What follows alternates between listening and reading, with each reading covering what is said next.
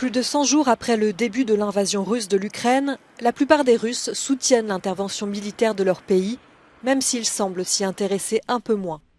Le centre Levada, le seul grand institut de sondage indépendant du pays, a enquêté sur la perception de la guerre. Selon lui, 73% des personnes interrogées estiment que cette opération militaire spéciale est un succès.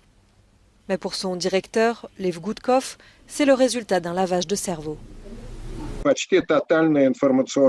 Il s'agit presque d'un blocus total de l'information et de censure. Une énorme partie de la population s'informe uniquement à travers la télévision. Et c'est de la télévision que viennent cette démagogie agressive, ces mensonges, cette propagande dans la ligne du régime, avec la manipulation des images et des affirmations radicales. On ne parle pas seulement d'un impact soudain de la propagande actuelle. Le sujet est bien plus profond.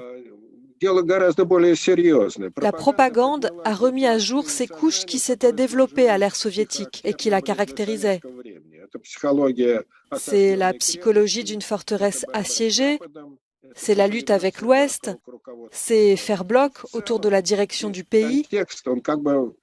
D'un point de vue général, on semble être revenu à tout le contexte de l'époque soviétique.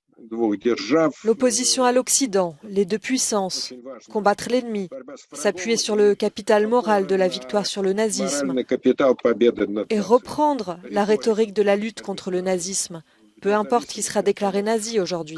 Il y a un soutien à la guerre, il y a une approbation des actions de Poutine, sa cote reste à un niveau très élevé, comme c'est toujours le cas pendant les campagnes militaires, pendant la deuxième campagne de Tchétchénie, pendant la guerre en Géorgie ou l'annexion de la Crimée. Maintenant, sa cote de popularité s'approche du maximum.